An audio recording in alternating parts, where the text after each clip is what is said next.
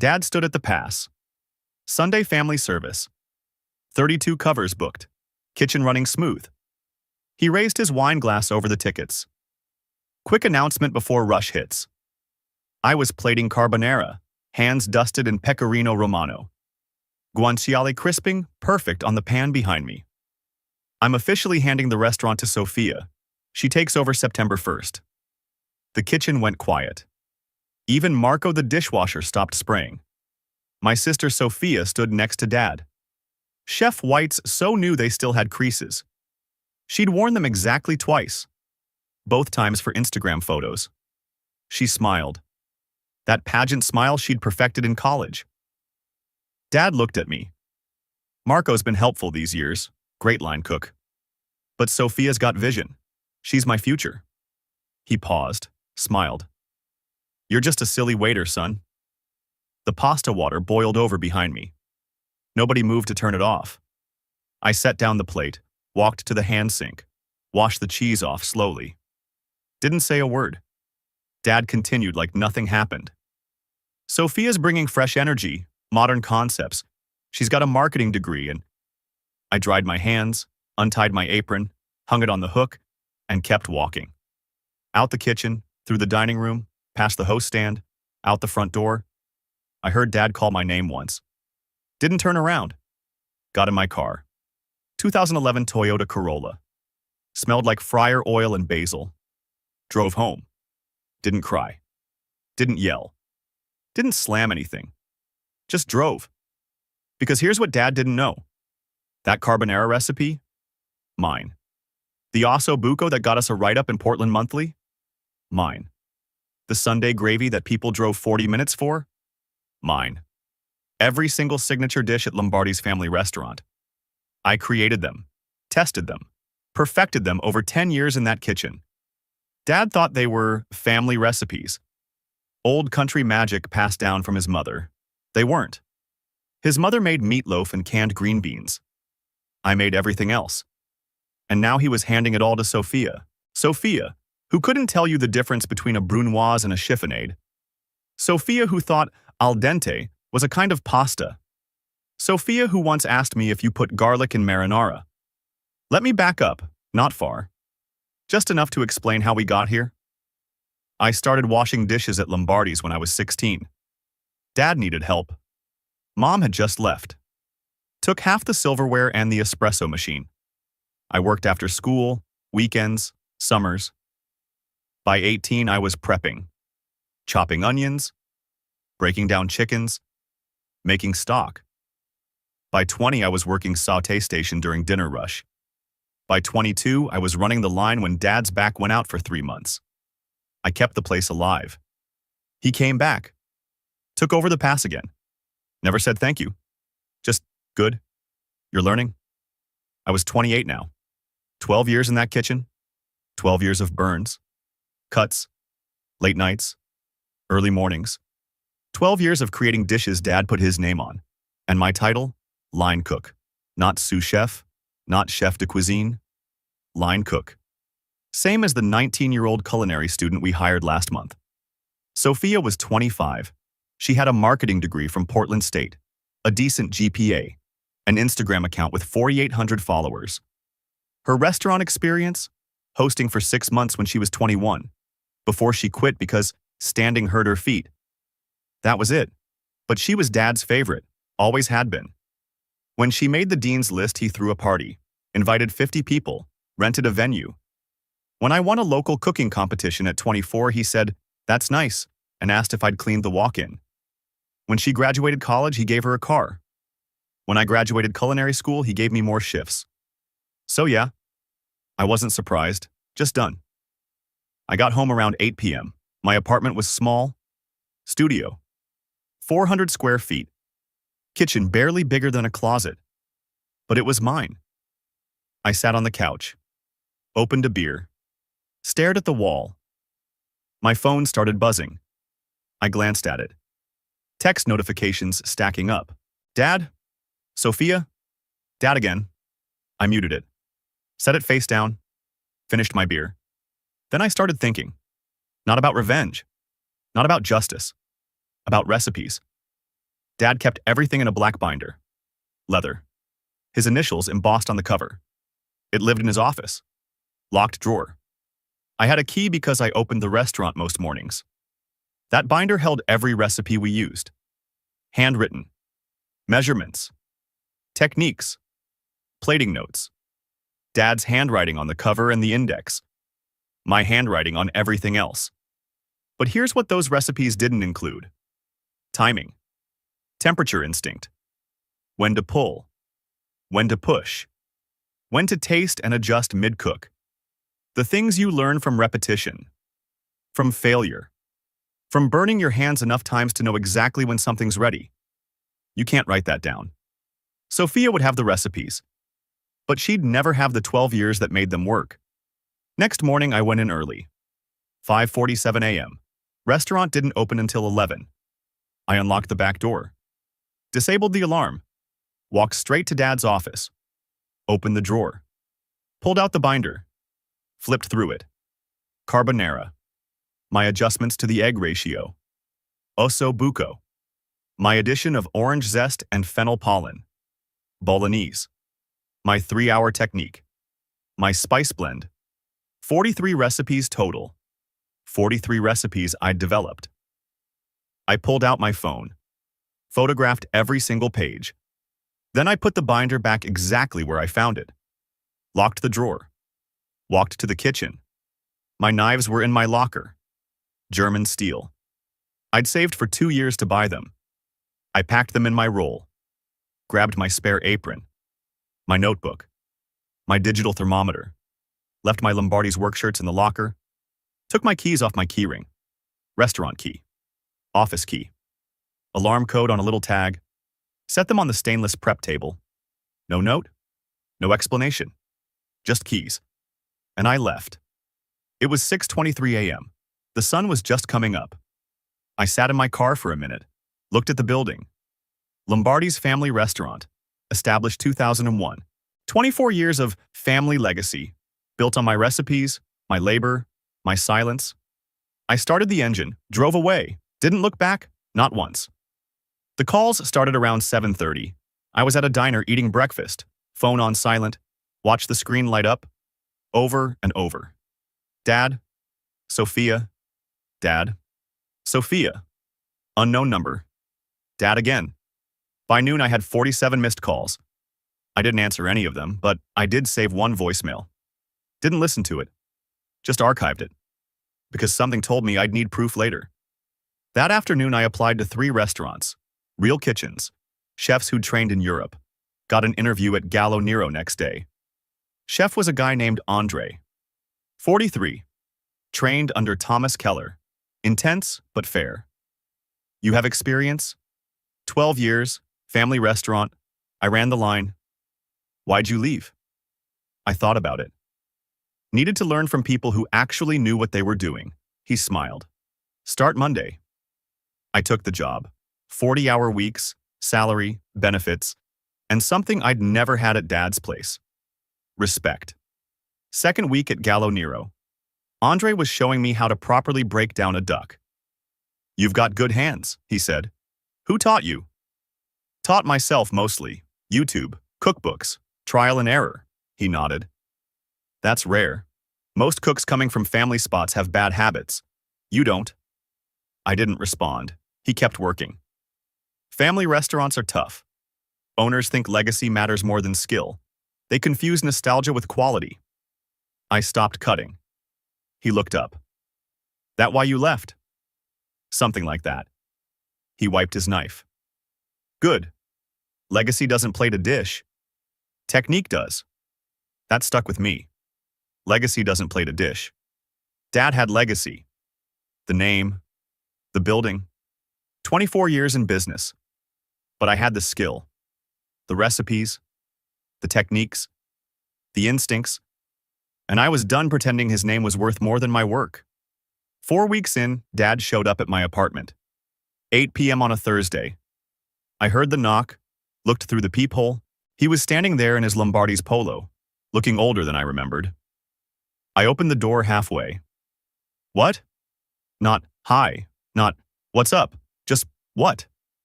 He looked uncomfortable. Can I come in? No, he shifted. Marco, we need to talk. I don't. The restaurant isn't my problem anymore. You just left. No notice, no explanation. I stared at him. You told me I was a silly waiter, in front of the whole kitchen. What did you think would happen? I didn't mean it like that. How did you mean it? He didn't answer. I started closing the door. Wait. He put his hand on the frame. Sophia's struggling. The menu's not working. Customers are complaining. The recipes are all there, but nothing tastes the same. There it was. That's because they're not just recipes, Dad. They're techniques, timing, instinct, things you can't write down, things I learned over 12 years while you thought I was just a silly waiter. So help her, I laughed. Actually laughed. No. You're my son. Then you should have treated me like it. I closed the door. He knocked again. 3 times. I didn't open it. Eventually, I heard his footsteps fade down the hallway. I sat on my couch, pulled out my phone, opened my notes app, started planning something new. Something that would be mine from the first ingredient to the last plate. Something Dad could never take away. Because I'd just learned the most important lesson of my life. When someone shows you who they are, believe them. And build something better without them. Sophia's Instagram lit up my phone at 9 a.m. I was at Gallo Nero prepping fennel. Didn't open it. Just saw the notification preview. Photo of her in Chef White's. Caption started with, New Era. I swiped it away. Kept cutting. Luis leaned over. Yo, you're from Lombardi's, right? I kept my knife moving. Used to be. My mom loves that place. Sunday gravy's insane. Was insane. He looked confused. I didn't explain. Because kitchens talk. And in a week, Sophia's new menu would do the talking for me. That afternoon, Andre had me working family meal. Staff eats before service. I made cacio e pepe. Simple. Just butter, pasta water, pecorino, black pepper. Technique over flash. Andre took 1 bite. Stopped. Looked at me. Where'd you learn to emulsify like that? Practice. No, that's instinct. Can't teach that. He took another bite. You got plans after this? I shrugged. Maybe. When you do, let me know. I'll invest. He walked away before I could process that. Invest. Not a loan, not charity. Investment. Like I was worth betting on. Nobody had ever said that. That night a text came through. Jessica, regular from Lombardi's. Did they change the menu? Went last night? Everything tasted off? I didn't reply. Just opened Lombardi's Yelp page. 4.4 stars. Always had been. I bookmarked it. Checked back 3 days later. 4.1 stars. New review. Not sure what happened, but this isn't the same restaurant. I closed my phone. Got back to work. Because Sophia was learning something I'd known for 12 years. You can't fake instinct. Andre started letting me run sauté during service, testing me. I kept my head down, worked clean, fast, quiet. One night he pulled me aside after close. You're wasting time here. I looked up. What? You're good enough to run your own kitchen. You know that, right? I didn't answer. Think about it. You've got the hands. Just need the confidence. 2 weeks in, I was walking to my car after a double when my phone buzzed. Dad. I stared at it. Let it ring out. Voicemail notification appeared. I didn't listen, just archived it. Got in my car, sat there, thought about what Andre said. My own kitchen. Not a restaurant. Not yet. But something. I opened my notes app, started writing. Pop-up plan. Small, simple. Weekend farmer's market, maybe. Test a few dishes. See if people paid for my food without Dad's name attached. Next morning, I researched commissary kitchens. Found one that rented by the hour. $40 for 4. Drove there that afternoon. Looked around. Clean. Organized. Available Saturdays. I paid for my first session. Cash. Told nobody. That weekend, I bought a folding table at a restaurant supply closeout. tent, portable burner. Total, $218. Applied for a vendor spot at the downtown Saturday market. Got rejected.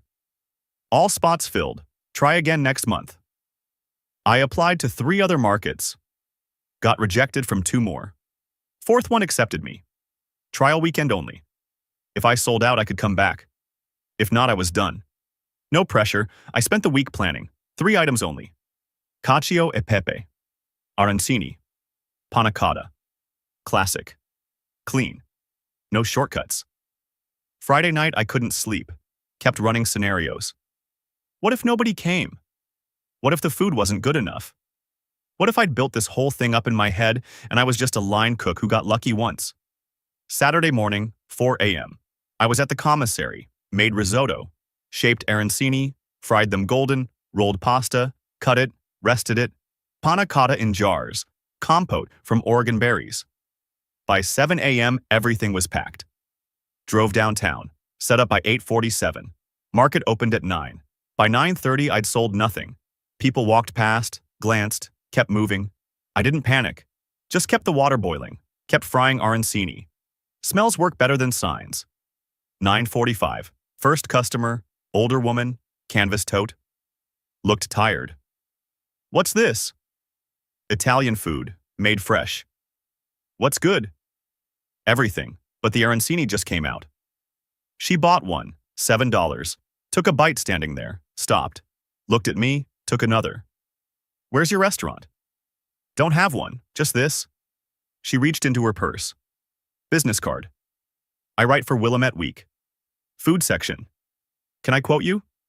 My stomach dropped. Sure. She bought 2 more, left. By 11 a.m. I had a line. Not huge, maybe 6 people, but it was a line. By noon my back was screaming. Standing over a portable burner for 3 hours does things to your spine. Burns your calves, cramps your hands. A woman in a yoga outfit walked past. Glanced. Kept moving. Then stopped. Came back. What's that smell? Fried arancini, saffron risotto inside. She ordered 2. Ate one standing there. This is insane. Where's your restaurant? Don't have one. You should. She left. Came back 20 minutes later with 3 friends. By 1:30 the line was real.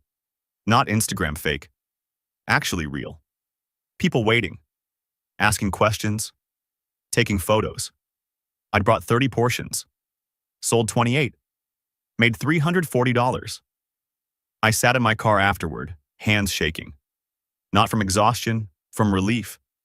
People bought my food, not Dad's name, mine. I drove home, slept 4 hours, woke up to my phone buzzing. 23 Instagram followers. I'd posted 1 photo that morning and 1 missed call. Dad. I deleted the notification, opened my notes app. Week 2 plan, more prep, better signage, don't run out. The article dropped Wednesday, not front page, just a small paragraph in the Food and Drink Roundup. Portland's scrappiest Italian food isn't in a restaurant. It's at a farmer's market booth run by a guy named Marco, who cooks like he's got something to prove. Catch him Saturdays, cash only. My phone exploded. Instagram followers jumped to 216. DMs asking about catering, private dinners, pop-up schedules. I replied to everyone, Saturdays only, because I still had my day job, and I wasn't ready to bet everything on a folding table. That same day, my phone rang. Unknown number. Marco, it's your father? I almost hung up. What? Revenue's down. Customers keep asking where you are. Sophia's trying, but she doesn't have 12 years of experience? Silence. You made your choice, Dad. Let her be your future. I hung up. He didn't call back. Saturday too. I doubled my prep. Brought a friend to help with orders. Sold out by 1:30. $612. More followers. More DMs. More questions I wasn't ready to answer. But one DM caught my eye. Saw the article, interested in discussing investment opportunities, professional only. I stared at it for 10 minutes, then replied, "Tell me more." 2 days later, I was sitting in a coffee shop with a woman named Karen. 40-something. Owned 3 brunch spots in Seattle. Sharp, direct, straight. Andre told me about you. Says you've got instinct. Andre talks too much, she smiled. He also says you're stubborn. Good. This industry eats nice people. We talked for 90 minutes. She asked hard questions. Why leave your family restaurant? What's your vision? How much capital do you have? What's your burn rate? I answered honestly, even the uncomfortable parts.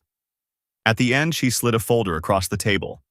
Preliminary numbers, 80,000, convertible note. We take 12% equity. I didn't open it. Why me? Because you didn't ask for this meeting. I did. That means you're not desperate, just ready. She stood up. Think about it. But not too long. Good chefs don't stay hidden forever. She left. I sat there staring at the folder. $80,000. Enough to stop being a pop-up. Enough to become real. I took it home, read every page twice. Called Andre that night. She offered. And? I'm thinking about it. Don't think. Do. You're ready. I hung up. Looked around my studio apartment. 400 square feet. Futon. Milk crate furniture. This could change everything. Or destroy me trying. I opened my laptop, started drafting an email. I'm in. Sent it before I could second guess. Her reply came in 4 minutes. Welcome to the Deep End, Chef. Let's build something. I closed my laptop. Smiled for the first time in months. Not because Sophia was failing, but because I was finally building something nobody could take away. I took a weekend catering gig to bridge the gap. Private birthday party in West Hills. 50 guests. Passed apps. Paid $800 for 12 hours work. My feet screamed. My shoulders ached. But that money went straight into the restaurant fund. Andre called after. You look drained. Almost there, I said. How much more? 5,000 short of opening. He was quiet. Then, you're going to make it. I can tell. I hung up. Stared at the check in my hand. 800, closer to never needing them again. Saturday 3. I arrived at the market with a new sign. Rossi's Table. No explanation, no backstory, just a name. Line started forming at 9:15. Didn't stop until I sold out at 2 p.m., $890. But more importantly, a regular asked, when are you opening a real spot? I smiled. Soon. And for the first time, I actually believed it. The health inspector walked out of Lombardi's at 2:14 p.m. on a Tuesday. I was sitting in my truck across the street. Not stalking. Just finishing a coffee between lunch and prep. She held a clipboard. Shook her head at something. Took 3 photos of the dumpster area. My phone sat silent on the dash. No notifications. No calls. Just me watching the place that raised me start to crack. I started the truck. Drove back to my restaurant. Didn't feel triumph. Didn't feel satisfaction. Just the quiet weight of watching something collapse in slow motion. 8 months since I'd opened Rossi's. We were running steady.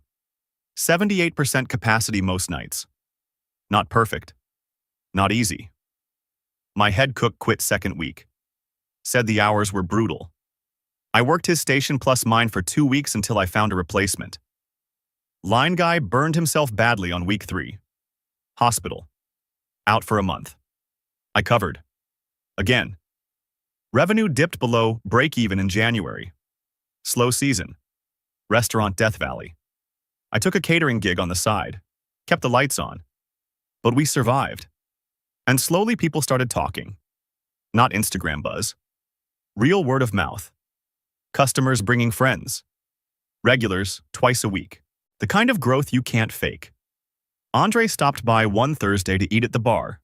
Ordered the braciole, house salad, glass of Chianti, finished everything. Before leaving, he leaned over the pass. You're ready for number 2. I looked up from plating. What? Second location. You've got the systems, the team, the reputation. Someone else takes the next good spot if you wait. He left. But the idea stuck. I started watching listings, tracking spaces, talking to my investors. Found 3 possibilities. One was the Pearl District, high traffic, expensive. One was Selwood, residential, slower build. One was on Morrison Street, 2 blocks from Lombardi's. I sat in my car outside that space for 20 minutes. Former wine bar. Closed 6 months ago. Good bones. 50 seats. The rent was reasonable, the location was proven. Close enough that anyone driving to Dad's would pass mine first. I called Karen. There's a space, Morrison Street. Near your dad's place? 2 blocks. Silence on her end. Then, that's bold, I like it. We made an offer that week, signed the lease 10 days later. Construction started in January. That's when I heard about the inspection. Not from Dad, not from Sophia, from suppliers. Cisco rep mentioned Dad was on a payment plan. Produce vendor switched them to cash only. Linen service dropped them. Too many unpaid invoices. I didn't ask questions, just listened. Numbers tell stories louder than words. March came fast. My second location opened. Rossi's Morrison, 54 seats, bigger kitchen, same philosophy. Opening weekend we filled 81 reservations. Not 89. Had empty tables Saturday night. Reviews were mixed first week. Service felt rushed. Food was good, but not as tight as the original. I read every word, made adjustments, hired better, front of house, slowed down ticket times. Week 2 was harder, staff still learning, kitchen timing off. I worked both locations, drove between them like a maniac. Morrison for lunch service, original for dinner. Morrison again for close. Slept 4 hours, repeated. Andre called midweek. You look like death. Thanks. I'm serious. You can't run 2 places alone. I'm not alone, I have staff. You have bodies, not a system. He was right. I promoted my best line cook to sous chef at the original location, gave him keys, trusted him with dinner service while I focused on Morrison. First night I didn't micromanage. 83 covers, no fires, no disasters, just good food sent out by people who gave a damn. I sat in my truck afterward, cried a little, not from stress, from relief. I'd built something that worked without me hovering. That was the moment I knew we'd make it. By week 3, we found our rhythm. That's when he came in. Dad. Thursday night. 7 p.m. No reservation. Alone. Host sat him near the back, handed him a menu. I watched from the kitchen, through the expo window. He looked older, grayer, thinner. He ordered the braciole, house salad, Chianti. When the food came out, he cut into it slowly, took a bite, stopped, stared at the plate, took another bite, set down his fork. Just sat there. I knew what he was tasting. The recipe he thought was his grandmother's. The one I'd perfected over 4 years. The one that won me a competition when I was 24. The one he barely acknowledged. He finished half the plate. Paid. Left. Didn't ask to see me, didn't leave a note. Just left. Server found a $50 tip on a $32 check. She brought it to me confused. I told her to keep it. Didn't tell her who he was. April brought news through the grapevine. Landlord filed eviction. 3 months unpaid rent. City lien for unpaid business taxes. The information was public. I didn't go looking. But when you're in the industry, people tell you things. Former Lombardi's line cook reached out, asked if I was hiring.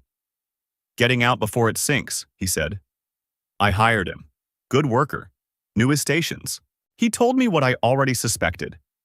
Sophia cutting corners, cheaper ingredients, smaller portions, fewer staff. Trying to save money by making everything worse. It never works. You can't save a restaurant by eroding what made it good.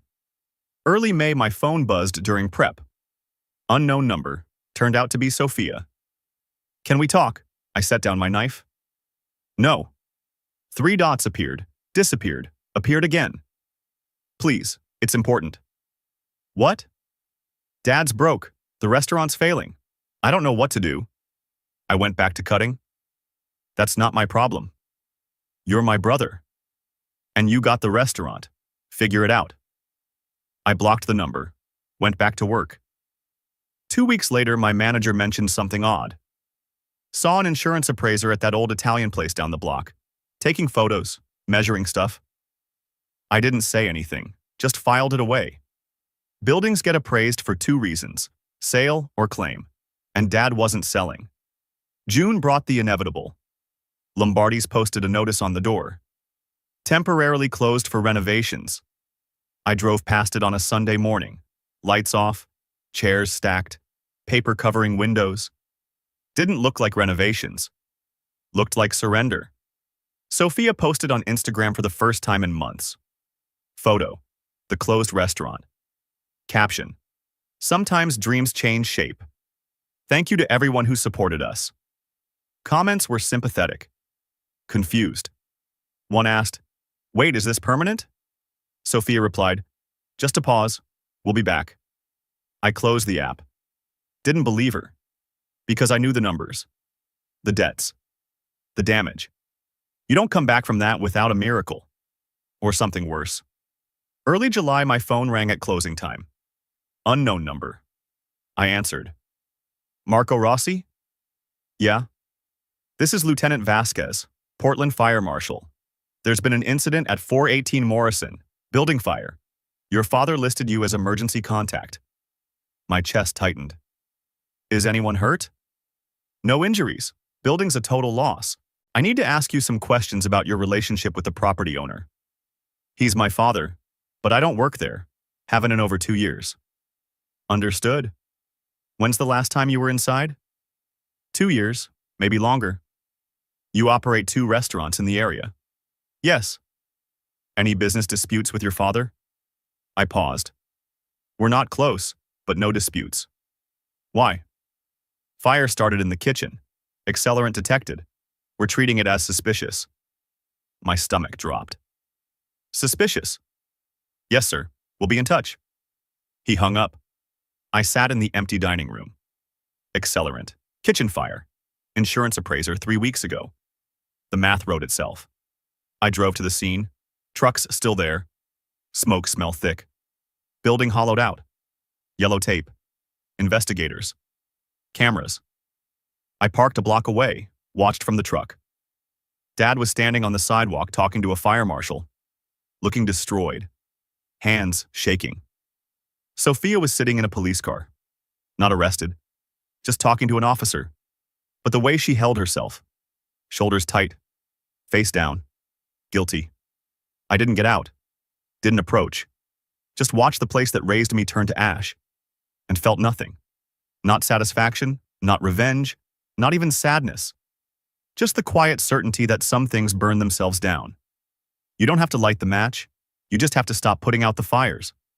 I started the truck, drove back to my restaurant, opened a bottle of wine, poured 1 glass, and got back to work. Because I had 2 restaurants to run, and a 3rd location in negotiation. The empire I built didn't have time for ashes, only growth. The call came at 6:47 a.m. I was prepping stock, roasting bones, caramelizing mirepoix. Fire Marshal, Lieutenant Vasquez. "We've concluded our investigation. Arson. Your sister Sophia Lombardi has been arrested and charged with 2nd-degree arson and insurance fraud. Arraignment Monday." "Is my father involved?" "Not criminally, but he filed the claim 6 hours after the fire. Either worst timing or worst cover-up." "Probably both." I hung up. Stood in the empty kitchen staring at bones. Sophia arrested. Dad's restaurant gone. 24 years of legacy turned to insurance fraud and ash. And me? 2 locations running steady. 3rd lease signed in Southeast. 43 employees. Revenue projecting $900,000 this year. James Beard semi-finalist nomination coming in September. I'd won. But it didn't feel like winning. It felt like watching someone drown while holding a life preserver you chose not to throw. The arraignment was Monday at 10 a.m. I showed up at 9:52, sat in the back, didn't announce myself. Dad was in the front row, alone, wearing a suit from my high school graduation. Sophia walked in wearing county blues, hands cuffed, hair pulled back. She looked small, tired, broken. Our eyes met for half a second. She looked away first.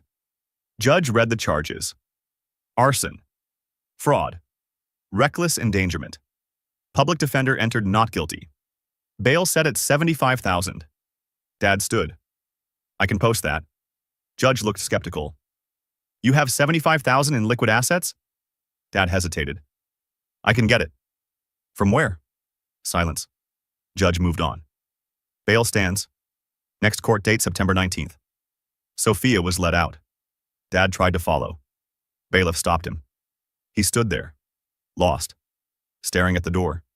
Then he turned, saw me in the back row. His face collapsed. He walked over slowly, sat 2 seats away. Didn't look at me, just stared at his hands. She didn't mean for it to go this far. I didn't respond. The insurance was supposed to cover the debts. We were going to rebuild. She just wanted to help. By committing fraud, he flinched. We were desperate. You were proud 2 years ago, proud enough to call me a silly waiter in front of everyone. His voice cracked. I was wrong. Yeah, you were. We sat in silence. Courtroom emptied around us.